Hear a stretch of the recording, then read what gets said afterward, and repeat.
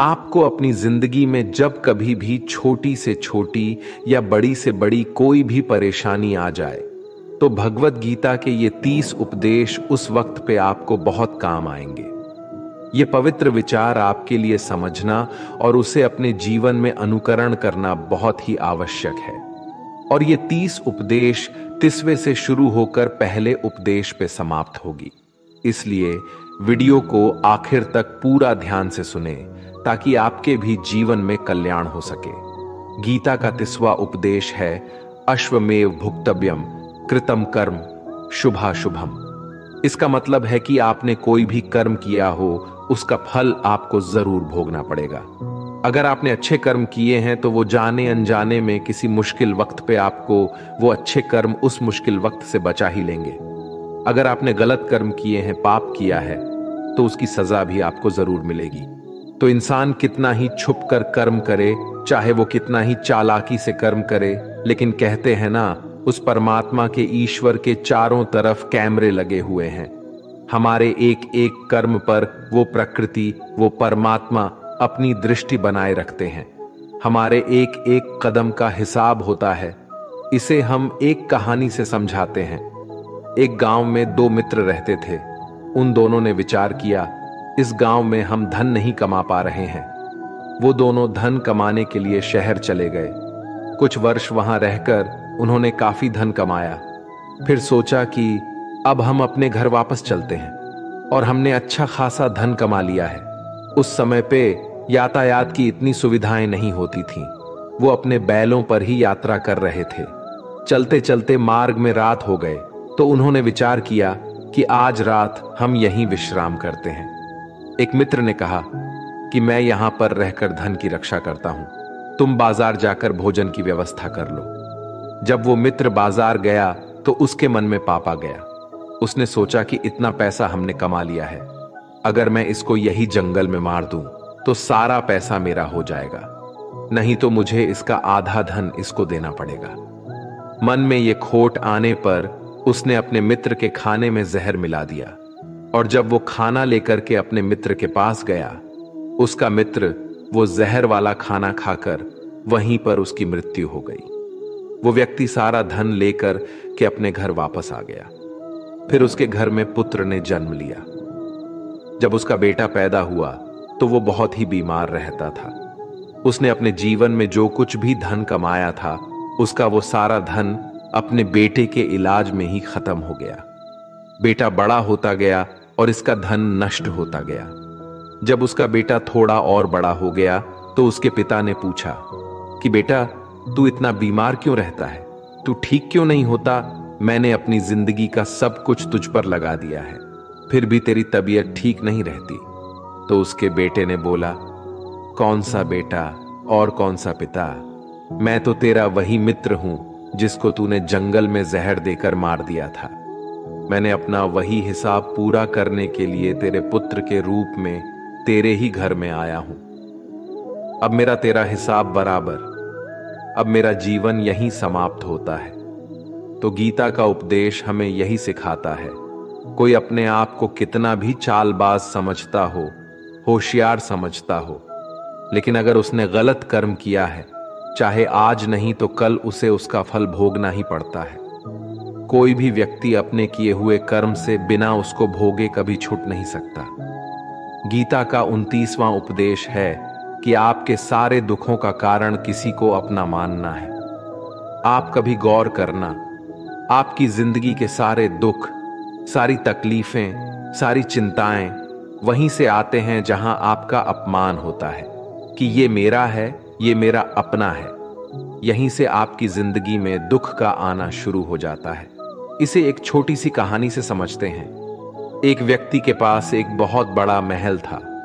उसने जिंदगी भर की सारी संपत्ति लगाकर उस महल को बनाया था। आसपास के शहरों के कई लोग उसके महल को देखने आते थे। कई बड़े बड़े सेठ उसके महल को खरीदने की कोशिश करते थे। इसलिए वो महल उसका अहंकार हो गया, उसके जीने की वजह था। उसका उस महल से बहुत लगाव था। एक दिन उसके महल में आग लग गई और वो कहीं बाजार गया हुआ था। जब वो घर लौट कर आया तो उसने देखा कि उसका महल तो आग में जल रहा है। अपने घर को आग में जलता हुआ देखकर उसे इतना दुख हुआ। उसने कहा, अगर ये महल नहीं रहेगा तो मैं भी जिंदा नहीं रहूंगा। अगर मेरा महल ही जलकर राख हो जाएगा तो मैं जी कर क्या करूंगा। वो भी उसी आग में छलांग लगाने की कोशिश करने लगा तो किसी दूसरे व्यक्ति ने उसे रोक लिया और कहा कि भाई, ये जो तुम्हारा महल है, इस महल को तुम्हारे कल बेटे ने किसी और को बेच आया है। जब उसे पता चला कि ये महल अब मेरा नहीं किसी और का हो चुका है तो उसकी सारी चिंता खत्म हो गई। जैसे और लोग उस जलते हुए महल को देखकर तमाशा देख रहे थे, वैसे ये भी खड़ा हो गया। इतने ही देर में उसका बेटा आया। वो अपने बेटे को देखकर बहुत खुश हुआ। उसे आशीर्वाद देने लगा कि तेरे जैसा बेटा तो बहुत भाग्य वाले माता पिता को मिलता है। तुमने तो मेरी जिंदगी बचा ही ली। आज इस घर में आग लग रही थी और तूने कल ही इसका सौदा कर दिया। वो अपने पिताजी से कहने लगा कि पिताजी, इस महल के सौदे के लिए बात तो करने गया था, पर सौदा कभी पक्का हुआ ही नहीं है। जब उसके पिता ने यह सुना कि अभी इस महल का सौदा हुआ ही नहीं है तो वो दोबारा से फूट फूट कर रोने लगा और अपनी छाती पीटने लगा। महल वही है, इंसान वही है, लेकिन जब महल मेरा है तब वो दुख भी देता है, खुशी भी देता है। लेकिन जब वो मेरा नहीं है, उससे मेरा कोई रिश्ता नहीं है, तो सारे दुख खत्म हो जाते हैं। ऐसे ही जिंदगी में जब किसी जगह, किसी इंसान को, किसी रिश्ते को, किसी काम को हम अपना मान लेते हैं, मेरा मान लेते हैं, वो वहीं से सारे दुखों की शुरुआत होती है, वहीं से हर तकलीफ की शुरुआत होती है। तो श्रीमद् भगवद गीता का ये 29वां उपदेश यही कहता है कि आप जैसे ही किसी को अपनी जिंदगी जीने की वजह मान लेते हो, इसके बिना तो मैं जी ही नहीं सकता, तो फिर वो चीज, वो इंसान, वो काम आपको बहुत दुख देता है। दोस्तों, इससे पहले कि हम 28वें उपदेश पर जाए, आपसे विनती है कि अगर आप इस वीडियो से कुछ भी सीख रहे हैं तो इस वीडियो को एक लाइक कर दीजिए और इस चैनल को सब्सक्राइब कर लीजिए। तो फिर चलिए आगे बढ़ते हैं। गीता का 28वां उपदेश है कि आज मैं जियो। हल्की चिंता करना छोड़ दो। जो भी व्यक्ति अपनी बीते हुए कल या अपने आने वाले कल में खोया हुआ रहता है, वो जिंदगी में कभी खुश नहीं रह सकता। आपको जिंदगी में खुशी सिर्फ और सिर्फ तब मिल सकती है जब आप वर्तमान में जी सके, आज के आनंद को जी सके। बीते हुए कल और आने वाले कल का कोई वास्तविक अस्तित्व नहीं होता। वो सिर्फ आपकी बुद्धि और आपके विचारों में होता है। उसे सिर्फ आप अपने मन के अंदर और बुद्धि के अंदर जीते हैं। उसकी कोई वास्तविकता इतनी नहीं होती। उसे सिर्फ आप अपने मन के अंदर और बुद्धि के अंदर जीते हैं। लेकिन जिससे आप वास्तविकता में जीते हैं, वो आपका आज होता है, वो आपका चल रहा पल होता है। अगर आप अपने मन और बुद्धि को अपने भूतकाल और भविष्य काल में अटका कर रखेंगे तो याद रखना, आप कभी खुश नहीं रह पाएंगे। और अगर जिंदगी में खुश रहना चाहते हैं तो आज में और इसी पल में जीना सीखें। गीता का 27वां उपदेश है कि जो आपके साथ अधर्म करे, पाप करे, गलत करे, उसे दंड जरूर देना चाहिए। अगर आप उसे सहते हैं तो वो आपके साथ और गलत करता रहेगा। अगर आप उसे सहते हैं तो उसके पाप में आप भी भागीदार हो जाएंगे। अर्जुन श्री कृष्ण से कहने लगे कि जिनसे मैं युद्ध करने जा रहा हूं, ये सब मेरे भाई हैं, मेरे गुरुजन हैं। मैं इनके सामने कैसे हथियार उठाऊं, इनको कैसे मारूं? तो भगवान श्री कृष्ण ने अर्जुन से कहा कि जिन्हें तुम अपना मानते हो वो सभी अधर्मी हैं, वो पाप के पक्ष में खड़े हैं। और अगर तुम इनका वध नहीं करोगे, युद्ध नहीं करोगे, तो समाज में और भी पाप बढ़ जाएंगे। क्योंकि जब कोई ऐसे पापियों को नहीं रोकता है तो ये और भी ज्यादा पाप करते हैं। ऐसे ही जब आपके साथ कोई गलत करता है, आपको चोट पहुंचाता है, दुख पहुंचाता है, और वही आप चुपचाप रहते हो, तो उससे सामने वाले का मनोबल बढ़ जाता है। वो आपको कमजोर समझने लगता है और आपके साथ गलत करने का वो अपना हक समझने लगता है। लेकिन जब आप उसके गलत व्यवहार को, उसके अधर्म को रोक लेते हैं, उसका विरोध करते हैं, तब वो अपनी सीमा में रहना सीख जाता है। और यही कलयुग है। अगर इस जमाने में आपको खुश रहना है तो आपको अपनी रक्षा खुद ही करनी होगी। कोई आपके साथ गलत करे तो उसको कभी नहीं सहना रहना चाहिए, बल्कि उसका सामना करना चाहिए। गीता का 26वां उपदेश है कि किसी से भी हद से ज्यादा मोह कभी नहीं करना चाहिए। जिससे भी आप सबसे ज्यादा मोह लगाओगे, देखना वो आपको अवश्य रुलाएगा। मोह की वजह से ही आप किसी के पीछे मरते रहते हैं। मोह की वजह से ही आपको कई बार अपमान भी सहना पड़ता है, और कई लोगों को मोह की वजह से ही अपना अपमान दिखता भी नहीं है कि सामने वाला मेरी इज्जत तक नहीं कर रहा और मैं इसके पीछे मरा जा रहा हूं। वो आपकी आंखों पे ऐसी पट्टी लगा देता है कि आपको सच और झूठ दिखाई ही नहीं देता। आपको किसी इंसान का चेहरा दिखाई नहीं देता। आप जो देखते हैं, जो सुनते हैं, उसी पर यकीन करने लगते हैं, फिर चाहे आपको कितना ही दर्द मिल रहा हो। अगर आप किसी इंसान को ठीक से समझना चाहते हैं, उसकी सच्चाइयों को जानना चाहते हैं, तो उसके लिए बहुत जरूरी है कि आप उसके मोह से जल्द बाहर आ जाएं। आपका मोह आपको दुख देता है। जिस दिन मोह खत्म, उस दिन आपको किसी भी रिश्ते से कोई दुख नहीं मिल सकता, क्योंकि आपको फिर कोई फर्क ही नहीं पड़ेगा। गीता का 25वां उपदेश यह है कि आप वो मत करो जो सभी करते हैं, बल्कि वो करो जो आपके लिए सही है। स्वधर्मम निधनम श्रेय भारत धर्मो भयावह। श्री कृष्ण ने अर्जुन से कहा कि एक जो तेरा कर्तव्य है, जो तेरे लिए सही है, जो तुझे करना चाहिए वो कर तू। कभी भी वो काम मत कर जो दुनिया कर रही है। क्योंकि अर्जुन श्री कृष्ण से कहने लगा कि ऐसे भयंकर युद्ध में पढ़ने से अच्छा है कि मैं सन्यासी बन जाऊं। तो श्री कृष्ण ने अर्जुन से कहा कि सन्यासी बनना तेरा कर्म नहीं है, तेरा धर्म नहीं है, क्षत्रिय है तू। कर्म और तेरा धर्म यही है कि तू अधर्म का नाश कर, धर्म की रक्षा कर। ऐसे ही हर इंसान का एक अलग कर्तव्य होता है, एक अलग ही मार्ग होता है। तो कभी भी उस मार्ग पर मत जाना जहां सारी भीड़ जा रही हो। कभी भी वो काम मत करो जो दुनिया करती है, कि आजकल का ये ट्रेंड हो गया है, ये फैशन हो गया है, सब करते हैं इसलिए हम भी कर रहे हैं। सारी भीड़ यही काम कर रही है इसलिए हम भी कर रहे हैं। अगर आप वो करोगे जो भीड़ कर रही है तो आप भी उसी भीड़ में कहीं खो जाओगे। लेकिन वही अगर आप वो करोगे जो आपके लिए सही है, जो आपकी प्रतिभा है, तो दुनिया की सारी भीड़ में भी आप सबसे अलग नजर आओगे। गीता का 24वां उपदेश है कि जिंदगी में धोखा अपने ही देते हैं, क्योंकि उनको आपकी कमजोरियों का पता होता है। बाहर वाला आपको धोखा नहीं दे सकता, क्योंकि उसको आपके बारे में पता ही नहीं है कि आपको चोट कहां पहुंचानी है। लेकिन जो आपका अपना है, आपका खास है, उसे बहुत गहराइयों से पता होता है कि इसकी कमजोरी क्या है। ऐसा क्या करें जिससे इसको दर्द पहुंचाया जा सके, जिससे इसको हम नीचा दिखा सकते हैं, इसको चोट पहुंचा सकते हैं। ये कलयुग है, इसमें बाहर वालों से नहीं, जो हमारे अपने हैं ना, उनसे ही सावधान रहना होता है। महाभारत का युद्ध दो अलग अलग राज्यों में नहीं हुआ था, बल्कि एक ही परिवार के भाइयों में हुआ था। सभी आपस में एक ही वंश के लोग थे।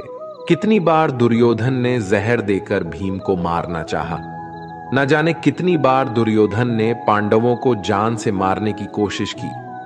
वो उसका कोई पराया नहीं था, बल्कि उसका भाई था। सारी लड़ाइयां घर के अंदर ही होती हैं। बाहर कौन लड़ेगा? हमसे घर में ही सारे झगड़े होते हैं। तो आपको चोट सिर्फ वही लोग पहुंचा सकते हैं जो आपके अपने हैं। आपको धोखा सिर्फ वही लोग दे सकते हैं जो आपके अपने हैं। गीता का 23वां उपदेश है, जो इंसान अपनी रक्षा खुद नहीं कर सकता, उसकी रक्षा भगवान भी नहीं कर सकते।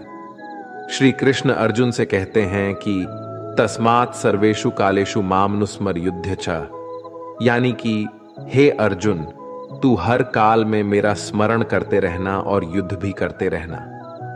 तो अर्जुन ने श्री कृष्ण से पूछा कि ये युद्ध तो कुछ ही दिनों में समाप्त हो जाएगा, लेकिन आप कह रहे हैं कि तू हमेशा मेरा स्मरण करते रहना और युद्ध करते रहना। हमेशा युद्ध करने का क्या मतलब है? तो श्री कृष्ण ने अर्जुन से कहा कि ये जिंदगी ही रणभूमि है। इस जीवन में सुख दुख आते ही रहेंगे और तुझे उनका डट के मुकाबला करना है। श्री कृष्ण ने यह नहीं कहा कि तू चुप करके बैठ जाना और मैं लड़ाई करूंगा। बहुत गहराई है गीता के ज्ञान में। हमारे जीवन की डोर भी संभाल के ईश्वर बैठे हुए हैं, लेकिन युद्ध हमें ही करना है। ईश्वर को याद करना है कि हे ईश्वर, मुझे शक्ति देना, मुझे समझ देना, मुझे बुद्धि देना, ताकि मैं अपनी जिंदगी की सारी लड़ाइयां जीत सकूं, मैं जिंदगी में सही मार्ग पर चल सकूं। लेकिन आपको अपनी लड़ाई खुद ही लड़नी पड़ती है। जो लोग ये कहते हैं कि हम कुछ नहीं करेंगे, सभी ईश्वर करेंगे, तो कहते हैं कि आलसी इंसान को देखकर तो भगवान भी घबरा जाता है। ये कुछ नहीं करेगा। भगवान ने बुद्धि दी है, समझ दी है। ईश्वर आपको प्रेरणा देते हैं, शक्ति देते हैं, लेकिन आपको अपनी रक्षा स्वयं ही करनी पड़ेगी। गीता का 22वां उपदेश है कि कोई भी ऐसी गंदी आदत खुद को मत लगने देना जो आपकी जिंदगी को बर्बाद कर दे। कहीं ना कहीं महाभारत का ये युद्ध एक जुआ की आदत की वजह से ही शुरू हुआ था। सारा खेल वहीं से शुरू हुआ था। एक ऐसी जुआ की लत जहां युधिष्ठिर ने अपने भाइयों को दांव पर लगा दिया, अपनी पत्नी को दांव पर लगा दिया, ऐसा जितने का नशा की अपना सब कुछ गंवा दिया। ऐसे ही हम भी अपनी जिंदगी में जब कोई ऐसी गंदी आदत लगा देते हैं, चाहे वो कोई भी हो, चाहे वो नशे की हो, मोबाइल की हो, किसी इंसान की हो, कोई गलत काम करने की हो, कोई भी गलत आदत जो आपको बर्बाद कर सकती है, अगर आप उसको नहीं छोड़ेंगे तो आपका सब कुछ खत्म हो जाएगा। इससे पहले कि आपकी आदत आपको खत्म कर दे, आप अपनी गलत आदतों को खत्म कर दीजिए। गीता का 21वां उपदेश यह है कि आलसी इंसान कभी कुछ हासिल नहीं कर सकता। अधिकतर लोग सिर्फ योजनाएं ही बनाते रहते हैं कि मुझे बड़ा घर चाहिए, मुझे बड़ी गाड़ी चाहिए, मैं दुनिया घूमना चाहता हूं, मुझे ये चाहिए वो चाहिए। ये हर कोई सोच लेता है, लेकिन उस पर मेहनत करना, अपना कर्म करना वो नहीं करते। क्योंकि चाहना तो बहुत आसान है, लेकिन उसके लिए कर्म करते रहना वो बहुत मुश्किल है। हर कोई चाहता है कि मेरा शरीर फिट हो, लेकिन उसके लिए एक्सरसाइज करना वो आपको ही करना होगा। जो इंसान आलसी बन के बैठा रहता है तो उसे ना ही अच्छा शरीर मिलता है और ना ही अच्छा जीवन मिलता है। तो अगर जिंदगी में कुछ पाना चाहते हो तो आलस्य को अपनी जिंदगी से दूर कर देना। आलस्य के चलते ही आपको कुछ मिलने वाला तो नहीं, लेकिन जो आपके पास है ना, वो भी गवा दोगे। गीता का 20वां उपदेश यह है कि जिंदगी में अगर खुशी चाहते हो तो मन की गुलामी को त्याग कर दो। कई लोग कहते हैं कि हम करना तो बहुत कुछ चाहते हैं, लेकिन कुछ कर ही नहीं पाते। पता भी सब कुछ है कि क्या करने से हमारी जिंदगी बेहतर हो सकती है, क्या चीज है जो हमको नुकसान पहुंचा रही है, लेकिन फिर भी कुछ कर नहीं पाते। समझते सब कुछ है, लेकिन समझकर भी, चाहकर भी कुछ कर ही नहीं पाते। वो इसलिए होता है क्योंकि आप अपने मन के गुलाम बन चुके हो। लोग तो अपनी जीभ का भी स्वाद तक नहीं छोड़ पाते। फिर कहते हैं कि हम पतले नहीं हो पाते, फिट नहीं हो पाते, सक्सेस नहीं मिल रही है, क्योंकि जो आपको करना चाहिए आप वो करते ही नहीं हैं। आपका मन सब कुछ समझकर भी आपको वो करने ही नहीं देता। इसलिए जिंदगी में अगर आगे बढ़ना है तो अपने मन के अनुसार चलना छोड़ दो। जो आपके लिए सही है वो ही आपको करना चाहिए। गीता का 19वां उपदेश यह है कि जो आपका है वो आपको मिल के ही रहेगा, और जो नहीं मिला है उसके लिए रोना छोड़ दो।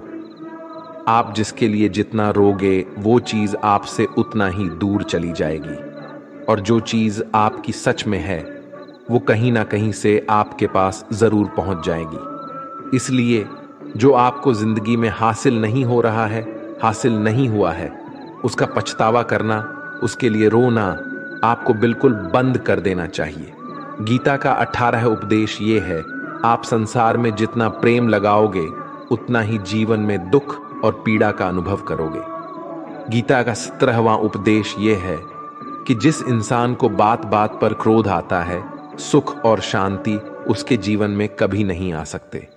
क्योंकि जो इंसान बहुत ज्यादा क्रोधी होता है, उसके सारे मित्र उसे छोड़कर चले जाते हैं। वो अपने मन में भी दर्द में ही जीता रहता है, तकलीफों में जीता है। ज्यादा गुस्सा करके या ज्यादा क्रोध करके जो भी आपके पास है ना, वो आप उसे खो दोगे और ऐसे इंसान को शांति कभी नहीं मिलने वाली है। इसलिए अपनी जिंदगी में शांति अगर चाहते हो तो बात बात पर गुस्सा करना छोड़ देना चाहिए। गीता का 16वां उपदेश है कि चाहे आप किसी की मदद करें या ना करें, लेकिन जानबूझकर कभी किसी का दिल नहीं दुखाना चाहिए।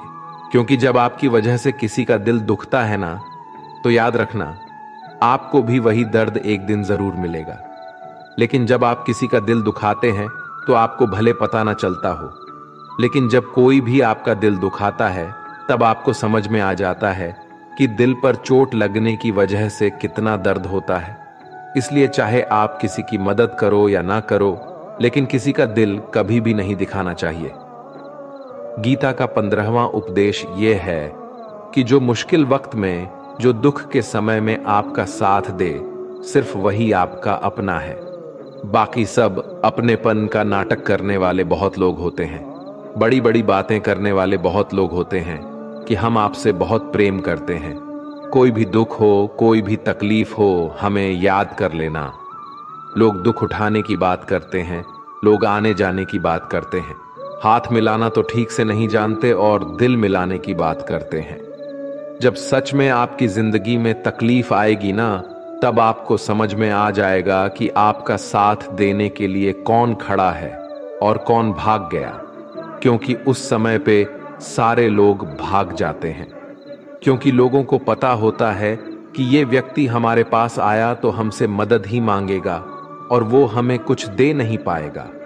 लोग आपसे सिर्फ तभी रिश्ता रखते हैं जब आप उन्हें कुछ दे सकते हैं और आपसे उन्हें कुछ फायदा हो सकता है। लेकिन जब लोगों को ये पता चल जाता है, ये समझ में आ जाता है कि उनको आपसे कोई फायदा नहीं होने वाला, बल्कि उनको तो आपकी मदद करनी पड़ेगी, तो वो आपको दूर से ही देखकर भाग जाते हैं। इसलिए जो आपके मुश्किल वक्त में आपके साथ खड़ा हो, सिर्फ वही आपका अपना होता है। बाकी इस दुनिया में सब पराये होते हैं, क्योंकि सिर्फ अपना अपना कह देने से कोई अपना नहीं हो जाता। गीता का 14वां उपदेश है कि जो भी होता है अच्छे के लिए होता है, और जो हो रहा है वो भी अच्छे के लिए ही हो रहा है, और जो आने वाले भविष्य में होगा वो भी अच्छे के लिए ही होगा। वैसे ये बहुत गहरी बात है। कुछ चीजें जिंदगी में ऐसी होती है जो हमें लगता है कि मेरे साथ ही ऐसा क्यों हुआ, मेरे साथ ही होना था ये सब। लेकिन जब वो वक्त गुजर जाता है, एक दिन हमको समझ आ जाता है कि अगर हमारे साथ ये सब नहीं होता तो आज हम इस मुकाम पर नहीं होते। अगर मेरे साथ ये सब नहीं होता तो शायद हमारी जिंदगी और भी बर्बाद हो सकती थी। इसलिए अगर हमें ये समझ में आ जाए कि जिंदगी में जो कुछ भी हो रहा है वो सब अच्छे के लिए ही हो रहा है, तो जीवन में हमेशा खुश रहेंगे। गीता का 13वां उपदेश है कि हर काम को समझदारी से करना ही योग होता है। योगः कर्मसु कौशलम। कई लोग काम तो करते हैं लेकिन उन्हें हासिल कुछ नहीं होता। बहुत लोग कहते हैं कि हम तो मेहनत बहुत करते हैं, तब भी जिंदगी में सफलता हासिल नहीं हो रही है। लेकिन सच्चाई ये है कि बहुत कुछ करने से, बहुत मेहनत करने से आपको सफलता नहीं मिलेगी, लेकिन सही तरीके से, सही समझ के साथ काम करने से आपको जिंदगी में सफलता अवश्य मिलेगी। गीता का 12वां उपदेश है कि कभी भी किसी भी चीज की अति नहीं करनी चाहिए। कोई भी चीज हद से ज्यादा नहीं करना चाहिए। किसी से प्रेम भी हद से ज्यादा मत करना, किसी से नफरत भी हद से ज्यादा नहीं करना। हद से ज्यादा मीठा भी खराब हो जाता है, हद से ज्यादा कड़वा भी खराब हो जाता है, हद से ज्यादा आराम भी आपको बीमार कर सकता है, हद से ज्यादा खाना भी आपको बीमार कर देगा, हद से ज्यादा भूखा रहना भी आपको नुकसान ही पहुंचाएगा। और हद से ज्यादा जागना भी आपको बहुत ज्यादा नुकसान पहुंचाएगा। इसलिए जीवन को संतुलन के साथ जीना चाहिए। जैसे ही आप संतुलन को खो देते हैं, वैसे ही आपके जीवन में कोई ना कोई छोटी या बड़ी दुर्घटना हो जाती है। गीता का 11वां उपदेश है कि जिसे आप सबसे ज्यादा महत्व दोगे, वो आपको कभी महत्व नहीं देंगे। आपने कभी गौर किया है कि आपका अपमान कौन लोग करते हैं कि आप जिसे सबसे ज्यादा, हद से ज्यादा महत्व देते हैं? दूसरों की इज्जत करना अच्छी बात है, पर दूसरों की अगर बहुत ज्यादा इज्जत करेंगे, उनकी नजर में आपकी इज्जत खत्म हो जाती है। इसलिए किसी को भी कभी भी अपना सब कुछ नहीं बनाना चाहिए कि तुम ही मेरे सब कुछ हो। जैसे ही आप किसी को अपना सब कुछ बना लेते हैं, तो आप उसके लिए कुछ भी नहीं रह जाते। इसलिए लोगों को इज्जत उतना ही देना चाहिए जितना वो हजम कर सके। हद से ज्यादा इज्जत देना आपकी ही बेइज्जती करवा सकता है। गीता का 10वां उपदेश है जिसके साथ सत्य और ईश्वर की शक्ति है। चाहे सारी दुनिया उसके खिलाफ ही क्यों ना हो जाए, लेकिन अंत में जीत उसी की होती है। श्रीमद् भगवद गीता में कुल 700 श्लोक है और 18 अध्याय हैं। गीता का आखिरी श्लोक है, यत्र योगेश्वरः कृष्णो यत्र पार्थो धनुर्धरः तत्र सिरिरः विजय और भूति विधवाणी फिर मतिर्ममः।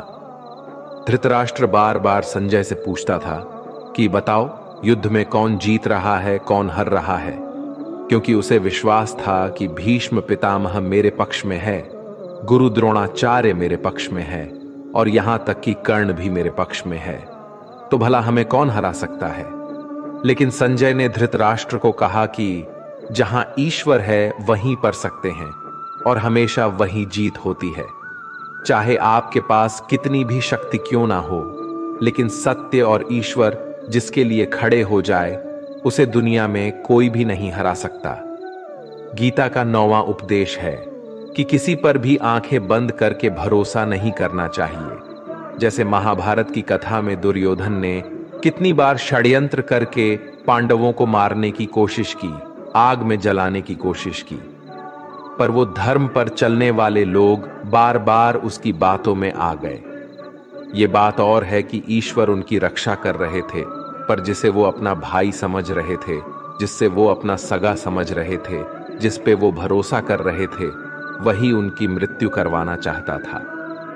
इसलिए भरोसा करते समय अपनी आंखें जरूर खुली रखनी चाहिए।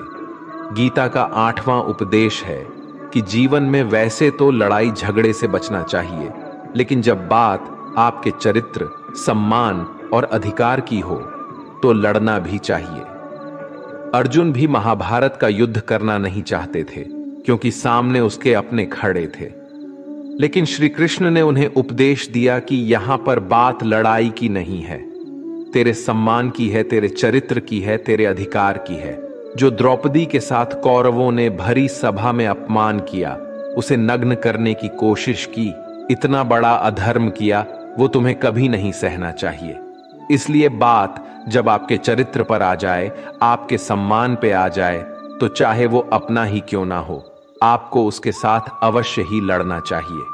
गीता का 7वां उपदेश है कि चाहे कितना भी बुरा वक्त आ जाए, लेकिन जो इंसान जिंदगी में कभी हिम्मत नहीं हारता, वो सब कुछ हासिल कर सकता है। जब पांडव लोग जुए में सब कुछ हार गए, उनको 12 साल के लिए वनवास मिला और 1 साल के लिए अज्ञातवास। वो भिक्षा मांग के अपनी जिंदगी को पालते थे, भयानक जानवरों के बीच जंगलों में भटकते रहते थे। लेकिन इतना मुश्किल वक्त झेलने के बाद भी आखिर में विजय उन्हीं की हुई, क्योंकि उन्होंने अपने अंदर कभी हिम्मत नहीं खोई। ऐसे ही आपकी जिंदगी में कितना ही मुश्किल वक्त क्यों ना आ जाए, लेकिन आपके अंदर अगर हिम्मत है तो जीत आपकी अवश्य होगी।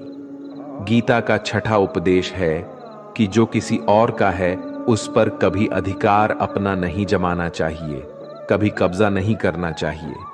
जब शकुनी ने षड्यंत्र करके पांडवों को हस्तिनापुर से अलग करवा दिया, एक राज्य दे दिया जहां की भूमि भी बंजर थी, जहां और कुछ नहीं हो सकता था, लेकिन पांडवों ने उस शहर को इतना सुंदर बना दिया, इतना वैभवशाली बना दिया कि हस्तिनापुर भी उसके आगे फीका लगने लगा और उसके वैभव को और सुख को देखकर दुर्योधन अंदर ही अंदर जलता था और इसलिए उसने कई षड्यंत्र करके उनका वो खांडव प्रस्थ भी उनसे छीन लिया।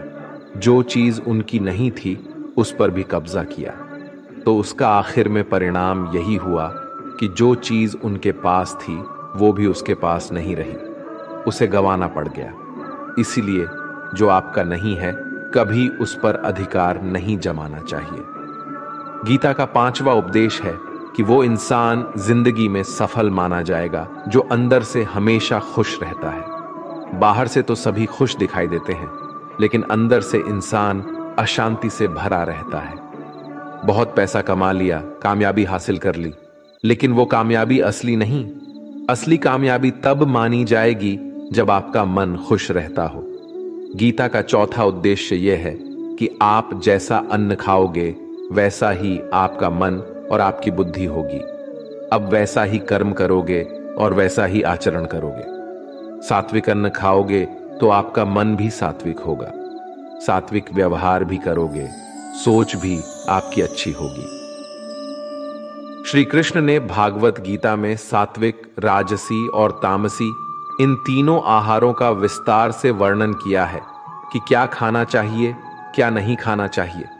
पर इसका निचोड़ यही है कि जो मनुष्य सात्विकता से भोजन करता है उसे जीवन में सुख और शांति अवश्य मिलते हैं।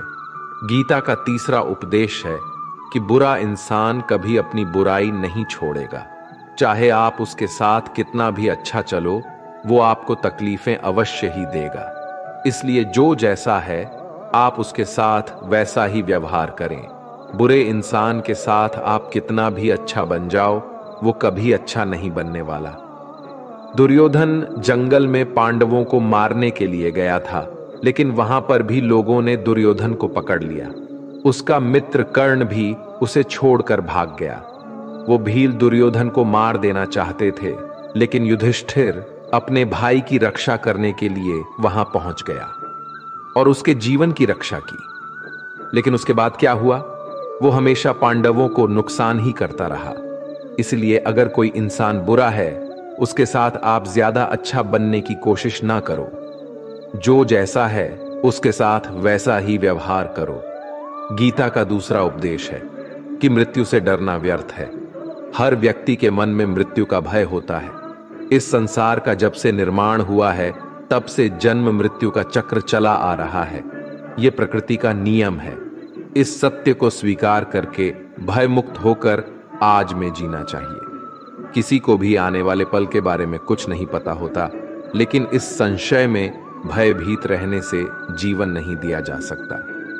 गीता का पहला उपदेश है कि जो इंसान अपने कर्मों को समय पर खत्म नहीं करता, समय की कद्र नहीं करता, उसकी जिंदगी का सारा समय व्यर्थ ही समाप्त हो जाता है, क्योंकि समय ही आपका जीवन है।